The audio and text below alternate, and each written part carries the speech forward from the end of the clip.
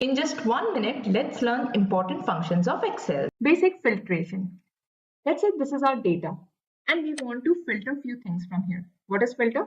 We'll quickly see. We will just press Alt D F F. Okay. So if you see, there are drop downs which have come over here in front of the headings. If you don't want to remember the shortcut, you can directly go to Data tab and select Filter option.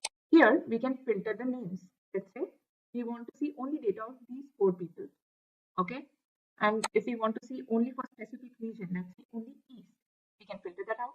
We can take the totals and our work is done. So this is applying filters. One very important trick is when you have a data like this and there are some blank cells in between, and if you apply filter, it might not work. It might not ignore those blank cells, right? So in that case, you need to select the entire sheet and then apply filter. That way, it will ignore the blanks and will fetch all the data in the sheet. You can download this sheet from the link given in the description box. Do check out the next video to learn the next function. Thank you.